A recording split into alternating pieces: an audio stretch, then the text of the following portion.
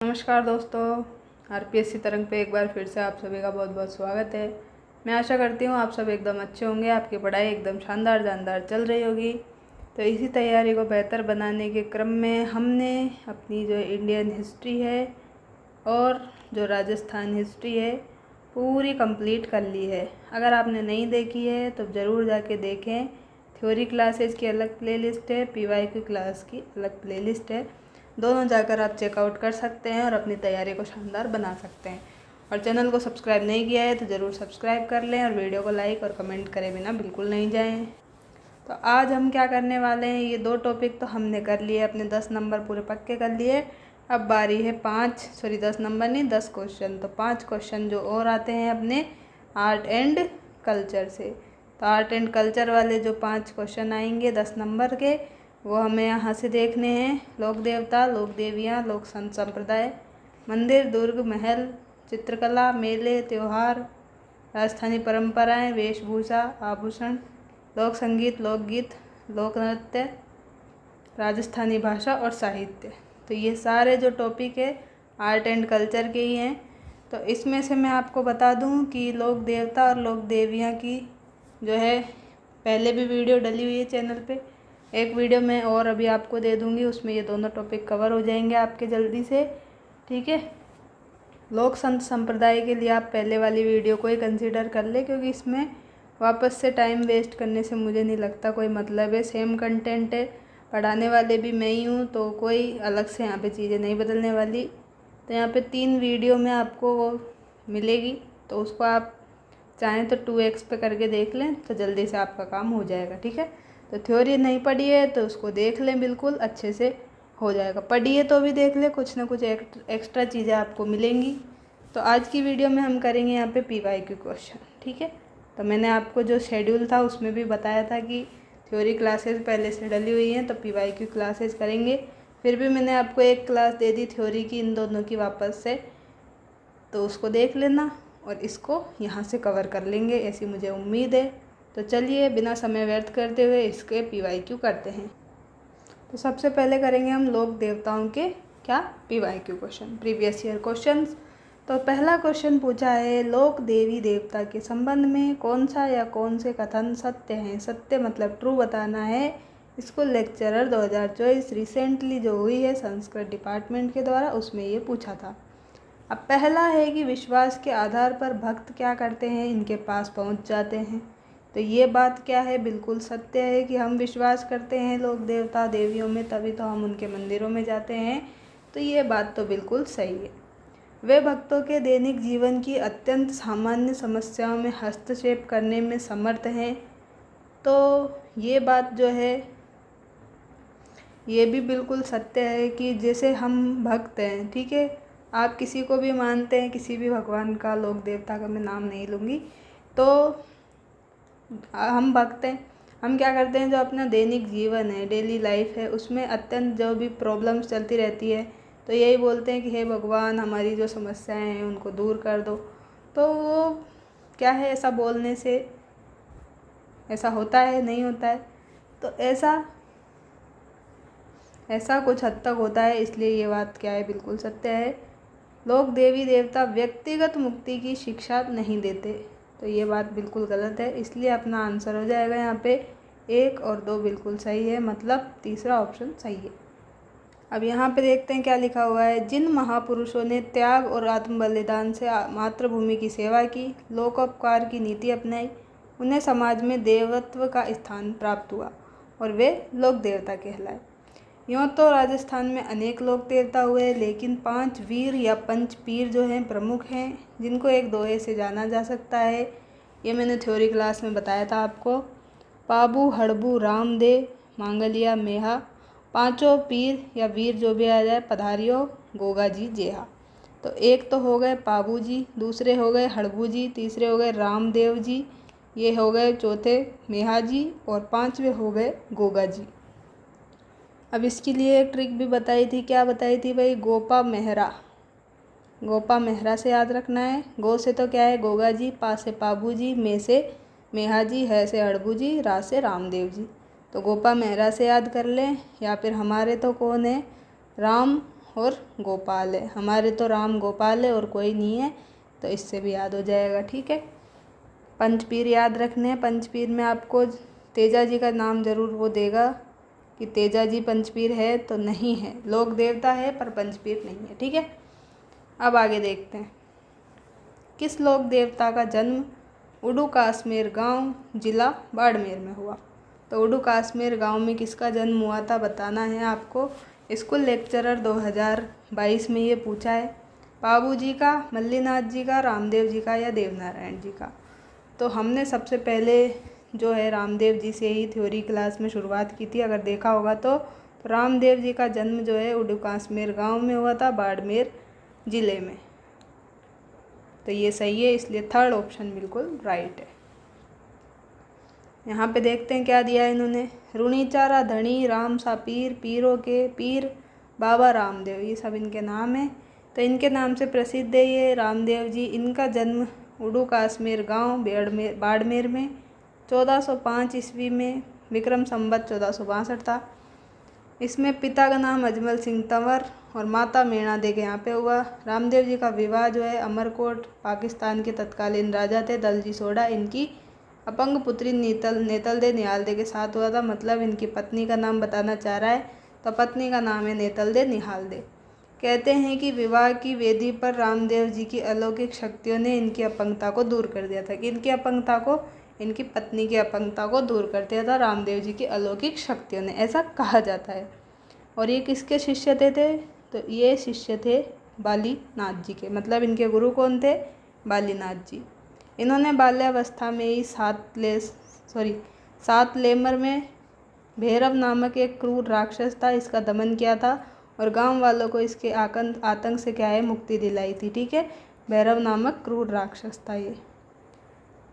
सांप्रदायिक सद्भाव के प्रणेता थे। अछूतो द्वार में अग्रणी थे बाबा रामदेव जी, और अलौकिक व्यक्तित्व के धनी थे। और जो है मूर्ति पूजा में विश्वास नहीं करते थे और तीर्थ यात्रा में भी कोई इंटरेस्ट नहीं था। ठीक है, तो ये आपको ध्यान रखना है। नेक्स्ट प्रश्न है अपना, तेजा जी की पत्नी का नाम क्या था? तो तेजा जी जो है लोक देवता हैं, पंचपीर नहीं है। पहली बात तो ये ध्यान रखनी है। अब जो पूछा है वो देखें कि पत्नी का नाम क्या है भाई। स्कूल लेक्चरर 22 में ही पूछा है। मीणा दे है क्या? नेतल दे है क्या? नेतल दे तो अभी देखिए भाई रामदेव जी की है, तो रामदेव जी की है, तो तेजा जी की थोड़ी होगी, गलत हो गया। ठीक है, फूलम दे है क्या इनकी पत्नी? नहीं है। पेमल दे जो है इनकी पत्नी का नाम है। तो ये कहाँ से थी पेमल दे? तो ये थी पेमल दे, इनका गांव आता है पनहेर गांव जो कि अजमेर में है। ठीक है, तो पनहेर अजमेर से ये थी, तो फोर्थ ऑप्शन राइट हो जाएगा। अब जो तेजा जी है इनके बारे में देखते हैं थोड़ा सा। तो तेजा जी जो है नागवंशीय जाट थे, जाट है इनकी जाति। ठीक है, तेजा जी का जन्म खड़नाल मुंडवा नागौर में हुआ। इनके पिता का नाम था ताहड़ जी। तो पिता का नाम क्या था? ताहड़ जी। माता का नाम था राम कुंवरी। पत्नी का नाम हमने देख ही लिया, पेमल, जो कि पनेर गांव अजमेर से थी। ये मेर के मीणों से गायों की रक्षा करने के लिए घायल हुए थे। कौन? तेजा जी। ठीक है, तेजा जी घायल क्यों हुए थे? मेर जो लोग थे इनकी गायों को चुरा लिया था, इसलिए ये इनको बचाते हुए घायल हुए थे। सुरसुरा गांव जो है किशनगढ़ अभी अजमेर में है। यहाँ पे सर्पदंश के कारण इनकी क्या हुई थी? मृत्यु। तो सर्पदंश के कारण इनकी मृत्यु हो गई कब? भाद्रपद शुक्ल दशमी को। संवत था 1160, इसलिए 28 अगस्त 1103 को इसकी क्या हुई? सूचना मिली। तो इसकी सूचना इनकी जो घोड़ी थी लीलन, जिसको श्रृंगारी भी कहते हैं, तो घोड़ी का नाम इम्पोर्टेंट है। लीलन घोड़ी या श्रृंगारी घोड़ी किसकी थी? तो ये थी तेजा जी की। तो इस घोड़ी ने क्या है, घर तक पहुंचकर बताया था पेमल जी को, सूचना दी थी। तो पेमल जी ने भी इनके साथ ही इनकी मतलब खुद की जान दे दी थी। और सुरसुरा में इनका मंदिर भी है। कहाँ पे? सुरसुरा में इनका मंदिर है तेजा जी का, जिसकी मूर्ति को किसने बनाया था? अभय सिंह के काल में पर्वतसर का हाकिम पर्वतसर ले गया था। तब से पर्वतसर डीडवाना कुचामन जिले में तेजाजी का प्रमुख पूजा स्थल हो गया है। तेजाजी की स्मृति में भाद्रपद शुक्ल दशमी मतलब तेजा दशमी को पर्वतसर नागौर में क्या लगता है, मेला लगता है। ठीक है। अब नेक्स्ट क्वेश्चन है स्थान जहाँ गोगा जी का जन्म हुआ था। तो जन्म वाले सबके अच्छे से याद कर लेना, जन्म से एक न एक क्वेश्चन पूछा ही जाता है कोई ना कोई सी एग्ज़ाम में। तो किसका जन्म कहाँ पे हुआ था, इसका आपका क्वेश्चन गलत नहीं होना चाहिए। तो गोगा जी का जन्म जो है कहाँ पे हुआ था भाई, खड़नाल में हुआ था क्या, नहीं। पर्वतसर नागौर में भी इनका नहीं हुआ था। कतरियासर बीकानेर में हुआ था क्या, नहीं हुआ था इनका। तो ददरेवा चूरू में हुआ था। तो गोगा जी का जन्म था ददरेवा चूरू में। पीटीआई में पूछ लिया, पीएसआई में, सीईटी 23 में। तो चौथा ऑप्शन सही हो जाएगा, ददरेवा चूरू में जन्मे थे ये। विक्रम संवत 1003 था। गोगा जी पंच पीरों में से एक पीर है जिन्हें गोगा पीर कहते हैं। सर्पों के देवता के रूप में इनको माना जाता है। नागवंशीय चौहान थे। वीर गोगा जी के पिता का नाम क्या था, पिता का नाम था जेवर सिंह, माता का नाम था बाछल देवी। इनकी पत्नी का नाम था केलमदे जो कि कोलमुंड की राजकुमारी थी। और इनकी जो समाधि स्थल है वो कहाँ पे, गोगा मेड़ी नौहर हनुमानगढ़ में है। और गोगा जी की समाधि जो है इस पे बने मंदिर का नाम क्या है, गोगा मेड़ी की बनावट जो है मकबरे नुमा है। और यहाँ पे जो इनका धुरमेड़ी है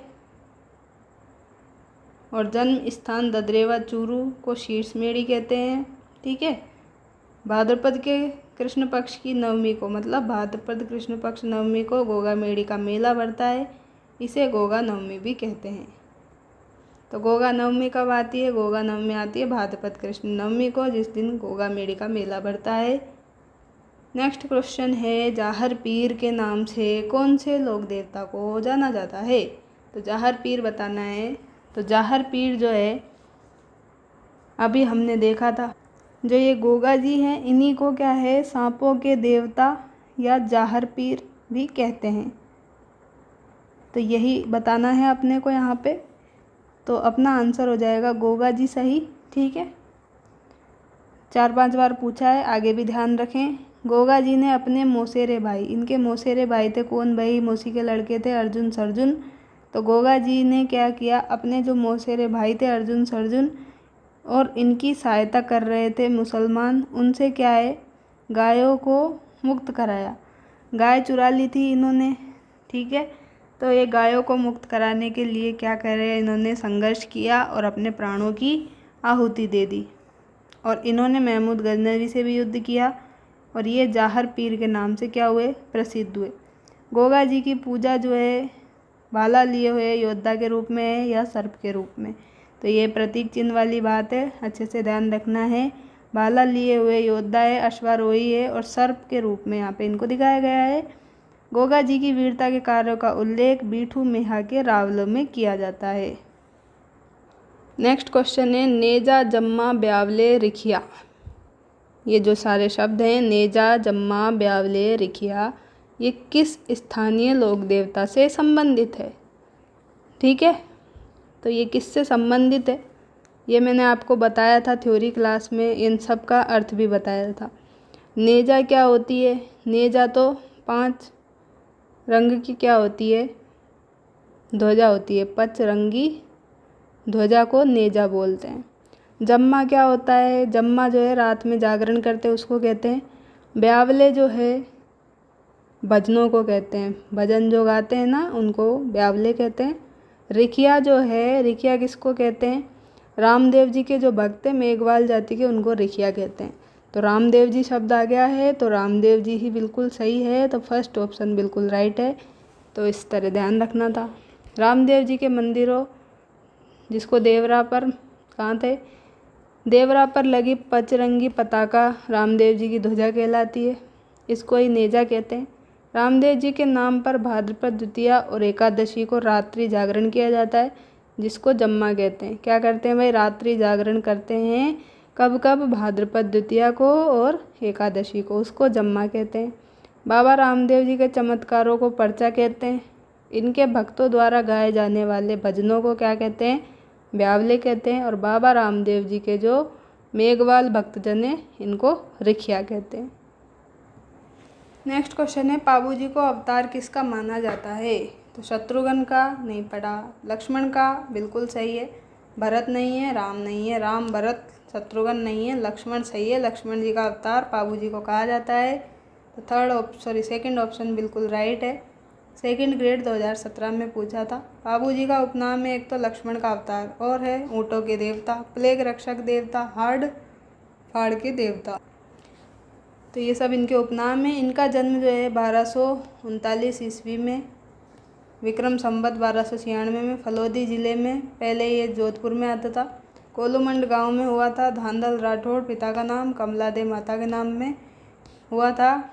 विवाह इनका हुआ था अमरकोट के राजा सूरजमल सोडा की पुत्री सुप्यार दे, इनसे हुआ था। मारवाड़ में सर्वप्रथम ऊँट लाने का श्रेय पाबू जी को ही जाता है। पाबू जी ने थोरी जो जाति थी, कौन सी जाति? थोरी नामक जो अछूत जाति थी उसको भी सम्मान दिया। इन्होंने अस्पृश्य समझे जाने वाले थोरी जाति के 7 भाइयों, कौन कौन से थे ये 7 भाई? चांदा, देवा, खापू, पेमा, खलमल, खंदार और चासल। कौन थे? चांदा, देवा, खापू, पेमा, खलमल, खंदार और चासल को न केवल शरण दी अपितु प्रधान सरकारों में उनको स्थान भी दिया और उठने बैठने और खाने में भी अपने साथ रखा।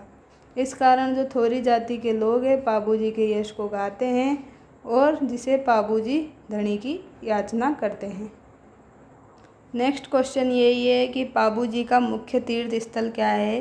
तो ठिकरिया नहीं है, जोधपुरिया भी नहीं है, कोलूमंड गांव आए या कोलू आए तो कोलू सही है, पांचोटा नहीं है। ठीक है, पाबू जी से संबंधित है कोलूमंड गांव। ठीक है, फलोदी ज़िले में अभी आता है, पहले जोधपुर में आता था। पाबू जी का प्रमुख उपासना स्थल कोलूमंड है, फलोदी ज़िले में स्थित है। कोलू जो है यहाँ पे चैत्र अमावस्या को मेला लगता है। इसके अतिरिक्त पाबू जी का जो उदयपुर के आहड़ में भी प्रतिवर्ष मेला लगता है। तो कोलूमंड फलोदी में और उदयपुर के आहड़ में इनका मेला लगता है पाबू जी का। ठीक है, अब कामड़िया पंथ के प्रवर्तक बता दो कि कामड़िया पंथ के प्रवर्तक कौन थे? तो कामड़िया किसने चलाया था भाई? तो जो कामड़िया थे, कामड़िया ग्रंथ ये लिखा था रामदेव जी ने। ठीक है, और कामड़ जाति के लोग जो हैं वही रामदेव जी को मानते थे, तो प्रवर्तक यहाँ पे आ गए रामदेव जी। सीईटी में पूछा 24 में, वन रक्षक 22 में। रामदेव जी ने एक संत मत का प्रारंभ किया जो आगे चलकर कामड़िया पंथ कहलाया। इनके प्रसिद्ध अनुयायी दलियाबाई, डालीबाई, हरजी राजपूत हैं। कौन कौन है इनके अनुयायी? दलियाबाई, डालीबाई, हरजी राजपूत। नेक्स्ट क्वेश्चन क्या है? किस लोक देवता की पत्नी सती नहीं हुई? हड़बू जी, गोगा जी, तेजा जी, पाबू जी। तो किसकी पत्नी सती नहीं हुई थी? तो जो गोगा जी है इनकी पत्नी यहाँ पे सती नहीं हुई थी। खाद्य सुरक्षा अधिकारी 2019 में पूछा है। तो हड़बू जी जो हैं इनके बारे में भी देखते हैं, ये भी पंचपीर थे। इनका जन्म मेहाजी सांखला के घर भुंडेल नागौर में हुआ था। इनके प्रमुख पूजा स्थल जो है बेंगटी गांव फलोदी में इनका मंदिर है। बैलगाड़ी की पूजा करते हैं यहाँ पे। हड़बू जी के मौसेरे भाई थे रामदेव जी। इनकी प्रेरणा से ही इन्होंने बालीनाथ को अपना गुरु बनाया था। हड़बू जी राव जोधा के समकालीन थे। कौन थे भाई ये? राव जोधा के समकालीन थे और राव जोधा को इन्होंने कटार भी भेंट की थी। और हड़बू जी की जो गाड़ी है उसकी पूजा की जाती है, बैलगाड़ी की। और इनके जो पुजारी हैं वो सांखला राजपूत होते हैं। तो ये सारे कंप्लीट होते हैं आपके लोक देवताओं से संबंधित PYQ। अब चलते हैं किसकी तरफ? लोक देवताओं के बाद में लोक देवियों की तरफ। तो लोक देवियों के PYQ भी देखते हैं फटाफट से। लोक देवियों में है पहला क्वेश्चन, केला देवी को किनका अवतार माना जाता है? पशु परिचर में 2024 अभी रिसेंटली में पूछा है। पार्वती जी का, भद्रकाली जी का, दुर्गा का, महालक्ष्मी का। तो केला देवी जो हैं इनको माना जाता है माँ दुर्गा का अवतार। तो माँ दुर्गा के रूप में इनकी पूजा की जाती है। ठीक है, तो इसका ऑप्शन हो जाएगा बिल्कुल थर्ड सही। केला देवी जो है यादव वंश के जादौन शाखा की कुल देवी है, जिसे दुर्गा के रूप में पूजा जाता है, माँ दुर्गा के रूप में पूजा जाता है, यही पूछा था। इसमें केला देवी के 16 भुजाओं की, कहीं कहीं पे 8 भुजा लिखी है तो आप चेक कर लेना, तो 16 भुजाओं वाली अत्यंत कलात्मक विशाल तस्वीर है। केला देवी मंदिर के सामने प्रांगण में हनुमान जी का और गणेश जी का और भैरव जी की मूर्तियाँ भी है। कौन कौन से हो रहे हैं यहाँ पे, एक तो हनुमान जी का है, गणेश जी का भी है और भैरव जी की मूर्तियाँ भी है सामने, ठीक है। जिन्हें प्राकृत ब्रज भाषा में लांगुरिया कहते हैं, गुजरों में अधिक मानी जाती है। कौन, ये देवी। और इस देवी के मंदिर जो है, इनकी विशेषता है कनक दंडवत देना, जो कि हम लेट करके क्या है या मतलब मंदिर तक जाते हैं तो उसको क्या कहते हैं, कनक दंडवत कहते हैं। इसकी आराधना में क्या है, लांगुरिया गीत गाए जाते हैं। लांगुरिया गीत कहाँ पे गाए जाते हैं, यहाँ पे गाए जाते हैं। और जो डांस है, नृत्य है, वो घुटकर नृत्य यहाँ पे देखने को मिलता है मेले के टाइम पे। नेक्स्ट क्वेश्चन है, जैसलमेर के नरेश कुलदेवी के रूप में किस देवी को पूजा करते थे। करणी माता, नागणेची माता, स्वांग्या माता या अन्नपूर्णा माता। तो करणी माता तो नहीं है, करणी माता तो देशनोक बीकानेर में इनका मंदिर है। और ये तो किसकी कुलदेवी थी, तो करणी माता जो है चारण वंश की कुलदेवी थी और बीकानेर के राठौड़ वंश की क्या थी, आराध्य देवी। तो ये तो गलत हो गया। नागणेची माता जो है ये भी यहाँ की नहीं है, जैसलमेर के नरेश की कुलदेवी नहीं है। जैसलमेर के नरेश की कुलदेवी है स्वांग्या देवी। अन्नपूर्णा माता भी इनकी नहीं है, स्वांग्या देवी बिल्कुल सही है। स्वांग्या जो माता है, इनको सांग्या या सुग्गा माता भी कहते हैं। जैसलमेर के राज्य चिन्ह स्वांग मतलब माला को देवी द्वारा दिया गया था, इसी कारण यहाँ की देवी स्वांग्या देवी कहलाती है। यह माता जैसलमेर के भाटी शासकों की क्या है, कुलदेवी है। ये आवड़ में देवी के रूप में भी मानी जाती है। जैसलमेर के राज चिन्हों में सबसे ऊपर पालम चिड़िया शगुन देवी का प्रतीक है। अब नेक्स्ट क्वेश्चन है, राजस्थान की कौन सी विख्यात लोक देवी का संबंध चूहों से है। तो चूहों से किसका संबंध है, करणी माता का संबंध है। करणी माता का मंदिर कहाँ पे है, तो इनका मंदिर है देशनोक बीकानेर में। कहाँ पे है भाई इनका मंदिर, देशनोक बीकानेर में। तो यही बताना है आपने को। तो कहाँ पे है भाई करणी माता, इसमें नहीं है, इसमें है। तो सेकंड ऑप्शन राइट है, आगे के देखना ही नहीं है। अब देखना चाहते हैं तो शीतला माता के बारे में देख सकते हैं। शीतला माता का जो मंदिर है कहाँ पे भाई, शील डूंगरी में है, जो कि कहाँ पे, चाकसू जयपुर में है। निर्माण सवाई माधो सिंह ने कराया। यहाँ पे जो है खंडित मूर्ति की पूजा की जाती है। गधों का मेला लगता है, शीतला अष्टमी पे लगता है। शीतला अष्टमी चैत्र कृष्ण अष्टमी को आती है। और जो माता जी है शीतला माता, इनको चेचक वाली देवी, बच्चों की संरक्षिका देवी, माता मावड़ी, महामाई माता, ये सब कहा जाता है। और खेजड़ी वृक्ष के नीचे क्या है, इनकी पूजा की जाती है। तो पहले देख लेते हैं लोक देवी के बारे में, जो कि करणी माता की बात यहाँ की गई है। तो बीकानेर के राठौड़ों की तो आराध्य देवी है और चारण जाति की कुल देवी है, अभी पहले ही बताया था। बीकानेर देशनोक में इनका मंदिर है। करणी माता चूहों की देवी के रूप में जानी जाती है। करणी माता की स्तुतियाँ चारण चर्चाएँ कहलाती है। करणी माता के बचपन का नाम था रिद्धिबाई, जो कालांतर में करणी अर्थात अनादि शक्ति स्वरूप करामात की देवी हो गया। इस मंदिर में पाए जाने वाले सफ़ेद चूहे काबा कहलाते हैं। गोरक्षा और सिद्धियों के कारण इन्हें देवत्व प्राप्त हुआ। करणी माता के मंदिर में सावन भादो नामक 2 कढ़ाइयाँ भी रखी हुई है। तो आज की क्लास को यहीं तक रखना पड़ेगा, थोड़ा सा कुछ काम है। तो जो लोग संत वाला अपना टॉपिक बच रहा है, वैसे तो एक ही वीडियो में देने का प्लान था, पर कुछ काम आ गया तो इसको नेक्स्ट वीडियो में कवर करेंगे, ठीक है। तो नेक्स्ट वीडियो में आपको वो टॉपिक मिल जाएगा। तो थोड़ा सा सहयोग बनाए रखें और वीडियो को इस तरह प्यार देते रहें और कमेंट करते रहें। तो मिलते हैं नेक्स्ट वीडियो में, तब तक के लिए thank you, take care, bye bye.